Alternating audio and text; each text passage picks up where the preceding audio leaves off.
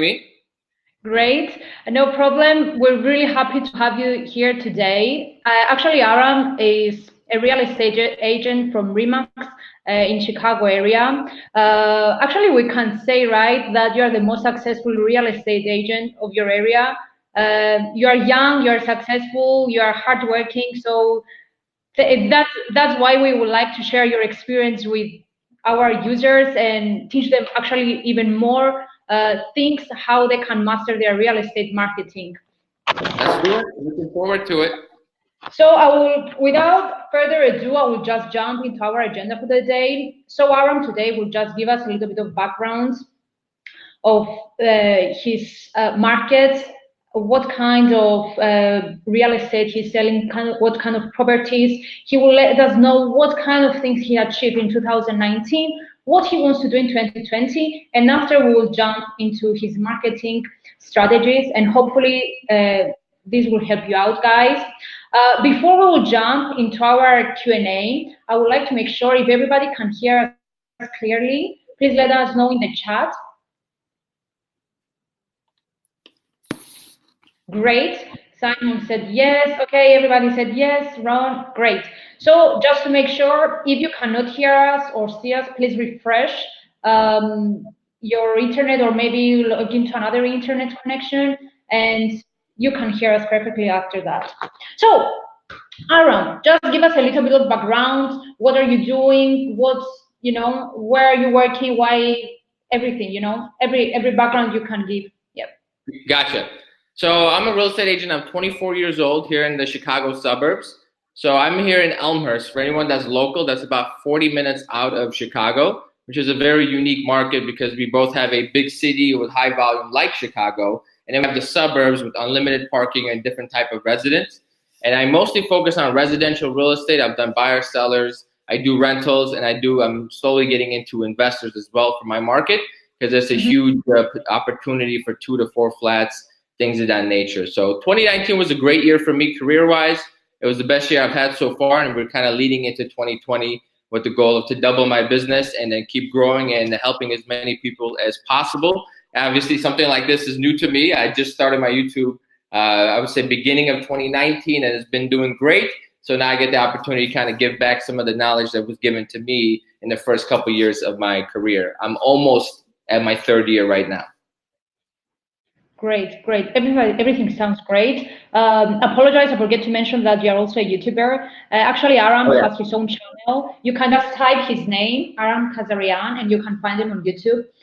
His quest is more like to motivate real estate agents, sharing mistakes and what he has learned from them, and this kind of thing. So actually, it's pretty interesting. So go out and check out his channel. So. I heard that 2019 was a very good year for you. How about any expectations for 2020? So 2020, I'm expecting to double my business. So far, it's been the strongest start I've had of any of the years in my career.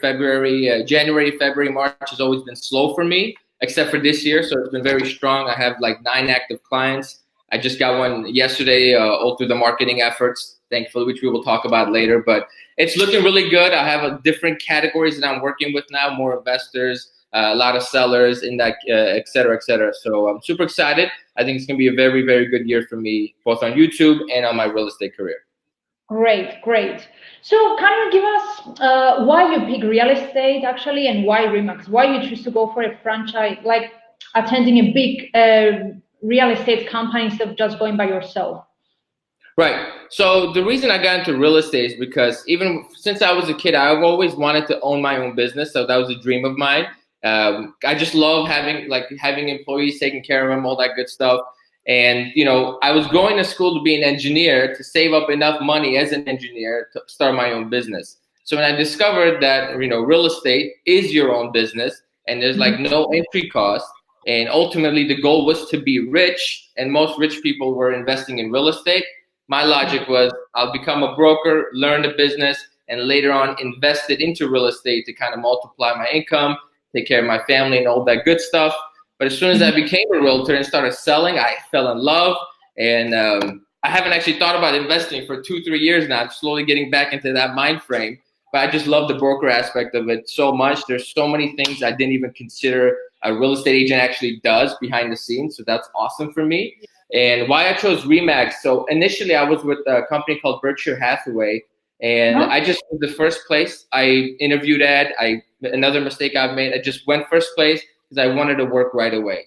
But when it was time for me to make a change, I wanted a company where I used to cold call. So when you cold call and you say you're from Remax, instantly they know you're a real estate agent, you're reputable. It kind of has that reputation behind it.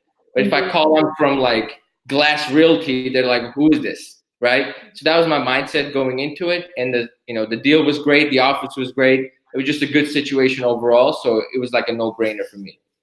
Yeah, indeed. I mean, Remax is a big name, and having that as a guarantee, so people definitely will hear what you are saying next.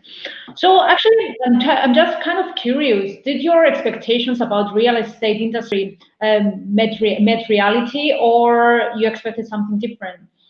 So I expected it to be difficult, but I didn't expect it to be as hard as it actually was. See, I thought in the first year I was going to make $100,000. It was going to be super easy because I was going to work hard. And then I get in there, I'm like, why doesn't anyone want to hire me? So that was my expectation versus reality. It was not as smooth as I thought it would be. Yeah. Yeah, I mean, yeah, indeed. Actually, we're listening also from our users that real estate actually, as an industry, is very hard, and I guess it is because there are so many, well-known real estate companies, well-known real estate agents. So it's actually very hard to meet the expectations. So, speaking of expectations, can you please share with us anything you have done, you wish to have done differently in the early days? So I wish I would have listened to the agents around me a little bit more and actually used my sphere. They always say prospect your sphere, your friends, your family, the people who know and trust you already. I totally didn't do that. I just went straight to cold calling the old fashioned way. And I put all like the traits and the positive skills that I have in a box and left them there. And I just went to cold call complete strangers. So what I wish I would have done was listen to those experienced agents, actually like network with my friends and family and actually use my sphere to get business instead of trying to crank that wheel from the beginning. Yeah, I mean, indeed, yeah. I mean, the people who will always support you is the people around you, your friends, your family, and stuff. But actually, buying property is a huge expense. So, even though those people want to support you, sometimes will be difficult, right? So anyway, you need to Exactly. start looking for different connections and get more connections and start talking to people, right? Right. So totally, it comes down to, even in my first year, I've had family that didn't want to work with me because they've already had like relationships with other agents, and that's totally fine, But if you just have a big enough network, that you'll realize the business will show up eventually because you're talking to so many people. Okay, great. So I heard you are doing cold calling. What else you are doing to generate leads and these kind of things? So I cold call every day and I push it a lot, but surprisingly, like 90% of my business doesn't come from cold calling. Most of my business today is coming from my social media and I would say my brand marketing and my sphere of influence, who are all on social media, so they get to follow me, they get to see me. So that's where a majority of my business is coming from, and I am best on YouTube and Instagram, and I have a small presence on Facebook and LinkedIn. Okay, great. Social media sounds good and stuff. I bet, people, the most important thing is trust, right? So people, they want to trust you first. They want to see actually what you're saying is real and stuff. So you're focusing just on social media. Are you doing anything else besides that? Are you, for example, maybe you can just get leads from very, big companies and these kind of things, like very big. I mean, I cannot name some now. Right. You understand what I'm saying? Yeah. So I'm not a big proponent of actually like paying for leads, because then you lose control of your business. If you're gonna own a business, you can't just rely on one major contract or department that's gonna feed your entire company, right? So for me, I only wanted to do things that I have control over. So if I was gonna go the generate lead routes, I have in the past done my own advertisements and generated my own leads. But what I do now is kind of to piggyback off of your point on trust. the way I market on social media is to actually, the purpose is to build trust, and then they reach out to you because they've already seen you, trust you, then they see that you're a hardworking individual. So most of it is kind of my sphere, my social. I do still prospect, circle prospect. If anyone who's a realtor knows what that is, you essentially just cold call an entire neighborhood, and then you build a business that way by having a database that you follow up with.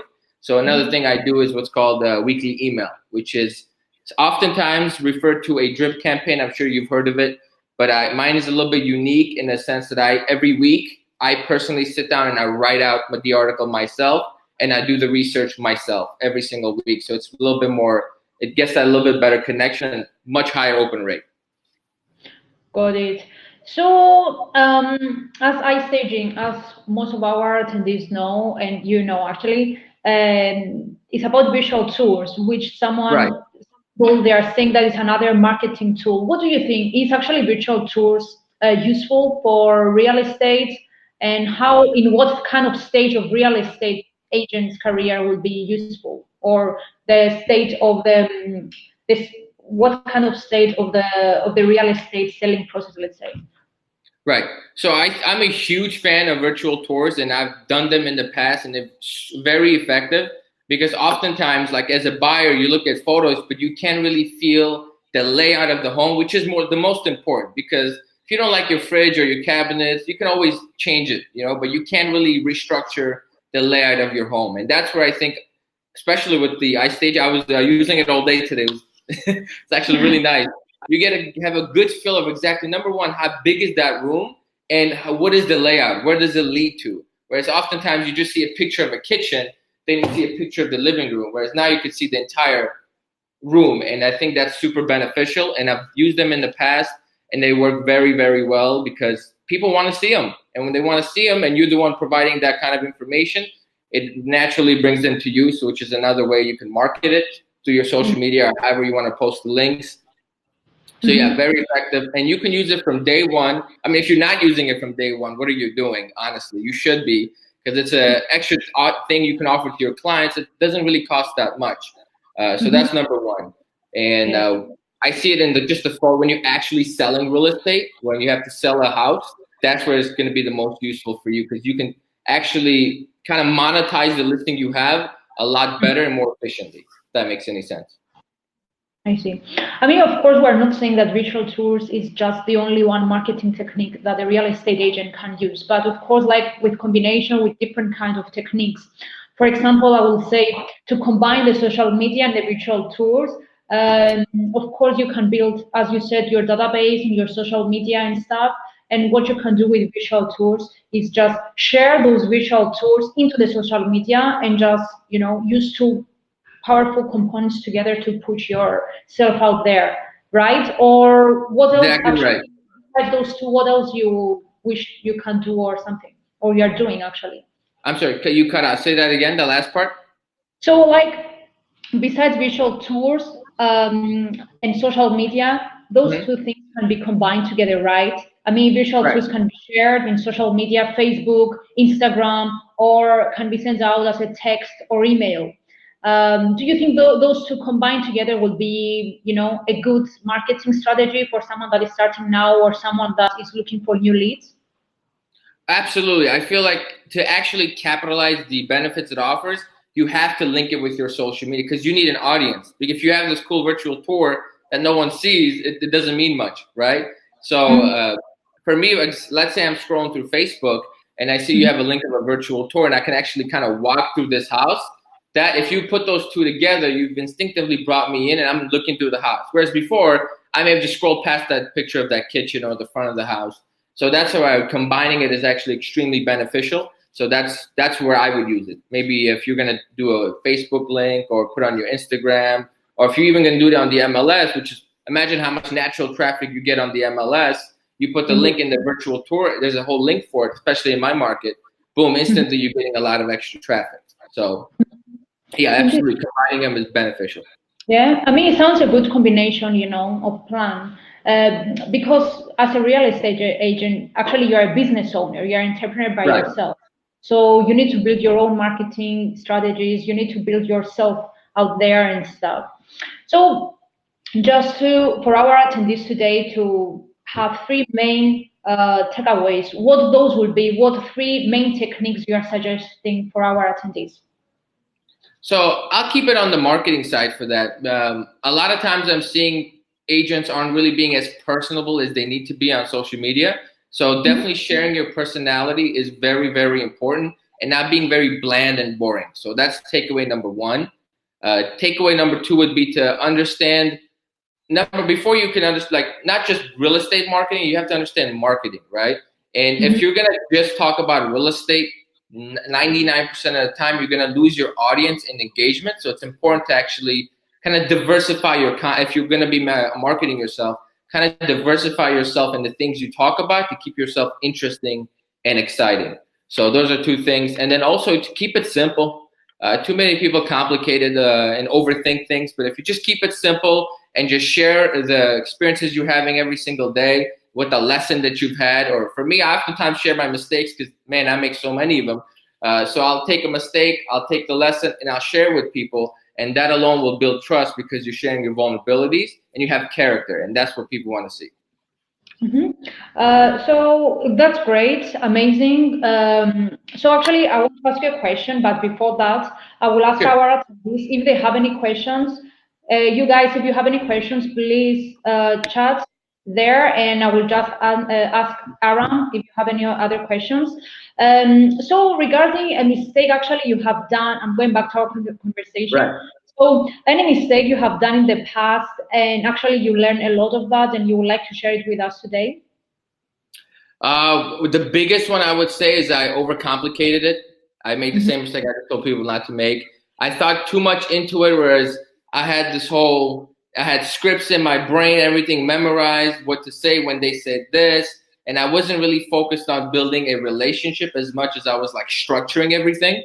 And so that's one of the biggest mistakes I have made early on in my career, is just being so focused on the sale, and not on the relationship and connection aspect of the business.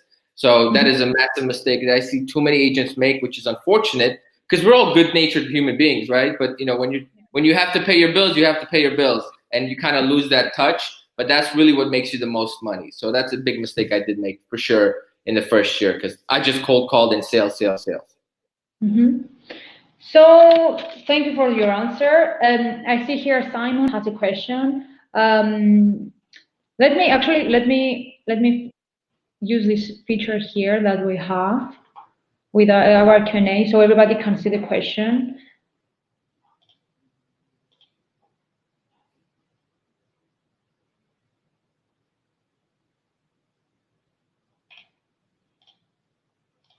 Great. So Simon is asking, with using a visual tool, do you just feature each room, or do you use tags to highlight specific benefits within the room? So if Aram, let me reply this first, and after This would be a better question for you. Yeah. So you can actually use tags. It's up to you to use tags to highlight specific benefits. By using tags, actually, you can. I will say tags maybe will be more useful for the rental kind of industry, because with tags you can actually highlight how appliances are working, what's the history of the house, when is the next parking, where is the next bus stop, and these kind of things. So I will say it's more useful for the rental kind of, focus, if you are focusing there, Simon.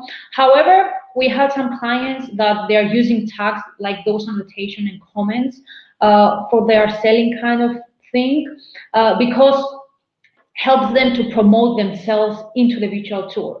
So some people, they are just adding their picture, their registration number, and they're just welcoming people into the virtual tour. And they're using some small annotations to highlight specific, for example, specific components, like if something is something expensive, or something is an antique or something like that, they want to highlight to make sure that that point will sell the house even more. I'm not sure, Aram, if you have used tags in the past. I do a lot for when I'm advertising, and when I'm making my Instagram posts or Facebook posts. Tags come in handy there, but I don't know how they would apply with the virtual tours. I don't really know how that would work. So just for your information, tags is like small annotations like um, like small icons that you can add in your virtual tour, and you Oh, can see, wow. kind of information. Yeah, like anything. Like you can write there. You can add your picture as a real estate agent. You can add like a picture of how the fridge looks inside. Let's say like a rough example, or how the appliances, the AC is working, the air conditioner, and these kind of things. Oh, well, in that case, I just learned something and I will definitely be using that come next Yep. week. Yep. So great. Amber is asking, what do you feel is a prime time to post on social media? When do you get the most traffic? So this is a very difficult question to answer because at the end of the day, most of this depends on the content. If your content is good, if you post at 4 a.m. at night, it's gonna do good, right? But you also want to give yourself as much advantage as you can. And I find either lunchtime, so anywhere between 11 to 1 p.m. is great. In the evening, I would say after 8 o'clock, once people are rested and they're just kind of on their phones. And then Sundays are an amazing day to post because almost everybody is always relaxing and kind of getting ready for the week on Sunday, me included. So I'm on my phone just, looking through everyone's feed, doing my thing. So those are the best times to post. So I hope that's helpful. Yeah. So I guess marketing people, they are saying Sunday is the worst day, but for you guys, Sunday is the best day Really? because your target for this customer is, like people, right? It's not like Right. business or, yeah. Great, great. So if you guys have any other questions, now is the time to ask them. Amper is typing something. Yep, You're Amper is, welcome. yep. Great. So I will just give 1 or 2 minutes. If you guys have any other questions, you can just ask now. Of course, if you have some other questions, you can always ask us, or you can just go to Aram's YouTube channel, and he will be willing to help you and stuff. You can leave comments, and he can do video for you guys, right? Absolutely. I'm very responsive. So anyone that needs to reach me, YouTube, Instagram, just send me a message, DM, comment, and I'll definitely get back to you with any questions. But ideally, I'd love to have some more questions here and see if we can answer a couple while we got people on the line. Great. Okay, okay. Some people now they are typing. Perfect. Perfect. Yeah.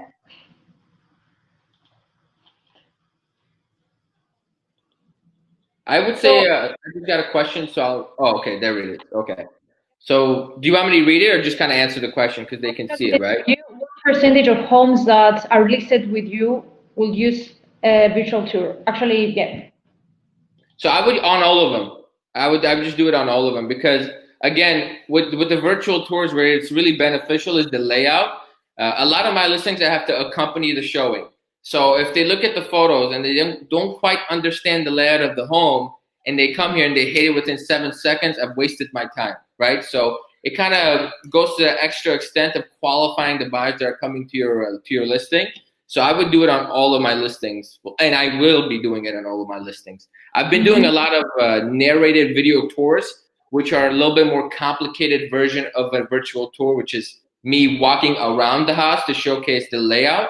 But if you have, a lot of people are not comfortable on video, or maybe they don't have the editing or the equipment they need to do a video tour. The virtual tour is like very beneficial because it's like 3 seconds. You click, click, click, and you look through the house. Whereas you have to watch a 7 minute video, and if you don't mind me in the 7 minute video, so that's the differences in it. So on all of them, that's the best way to answer it. So I would like to adjust a little bit on what you said, Aram. I totally agree with you. I think people, they have this kind of idea because in the past virtual tours appear to be super expensive, that actually Right. you cannot afford for every single home you are selling to have a virtual tour. But actually nowadays it's just, I mean, at least for iStaging, it's just $5 per month, which is nothing. Yeah, You can that get is so cheap. Yeah, so it's just actually 10 minutes capturing, and you can just have one extra reason that someone could contact you. So I think, yeah, I mean, depends on the time and the budget that everybody has, of course, but indeed, it's a very good plan. So some other people are asking why you are using Yelp. If it's something is useful and brings you leads or something. Yes, I am so happy somebody asked this question. Okay, so I got on Yelp because obviously you want positive feedback is amazing, and testimonials from your clients are the best way to kind of if someone is getting to know you, if they read your testimonials, that will kind of make the decision to hire you much easier. So testimonials are extremely important, and you should definitely have them. And as soon as I close, I'll ask my clients for one.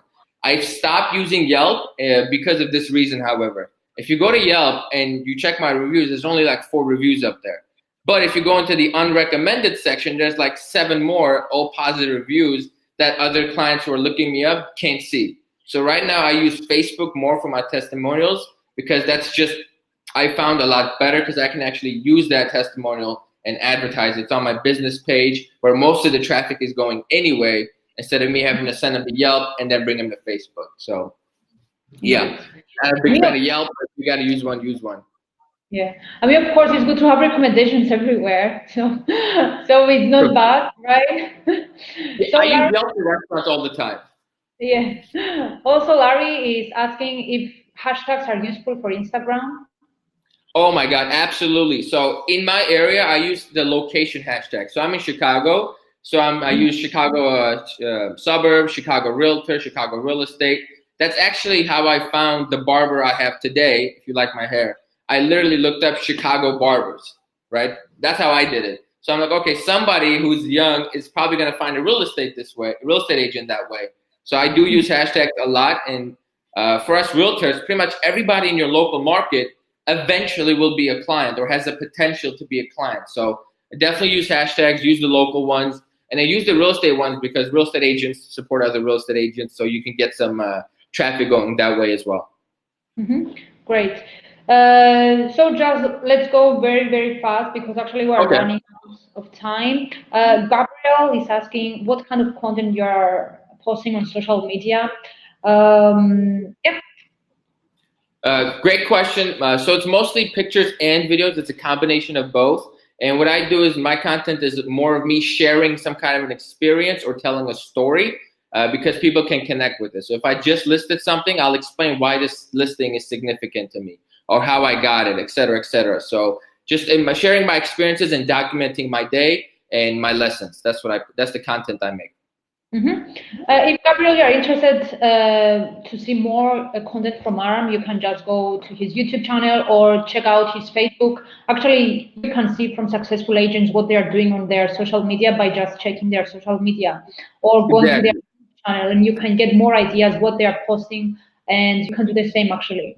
So now, Federico, happy to see you, Federico, here. Federico is one of our partners from Uruguay. And he's asking actually if you're doing the tours by yourself or you are contracting someone to do it for you. So if I'm doing a virtual tour, I will definitely be using this. You don't really need anyone else. You just need this and maybe a tripod. But when I'm doing a narrated video tour, I definitely, I used to have an other agent film it, but now I just have an actual independent videographer come in and do the filming, and I do the editing myself. Great. So if you guys don't have any other questions, we will just wrap up this webinar today. Thank you, Aram, so much for joining us today. I really enjoy, talking to you, preparing this webinar together. It was a pleasure. Thank you. Indeed, you're a very good real estate agent. At least you are humble and very good person to talk to. I believe you will be successful also in 2020 in the years to come. Again, thank you for joining. You guys, if you have further questions or you want to check out the content of Aram, please go to his YouTube channel. You can just type his name. That's the name of the YouTube channel. So today we learn about how to master real estate marketing. We learn that what is your opinion about cold calling? What is the virtual tour component for your real estate kind of marketing mix? And be actually humble and just talking to people and generate connections is the key component for real estate. So what I would suggest regarding virtual tours would be like, just go to our website. It's just $5 per month. Sign up. You can test. You can check the content. You can check our social media, everything. You can see how you can use a virtual tour and just try out. If it's something that works for you, pretty good. If it's something that doesn't work for you, no hard feelings. So let us know if you enjoyed this webinar, if you want us to have more expert webinars, or if you want us to have Aram again to talk about real estate, let us know. And we will see you in the next one. Enjoy your day and have a fruitful 2020, fruitful year 2020. And we will speak to you soon. Bye-bye. Thank you, guys. Have a great day. Bye-bye.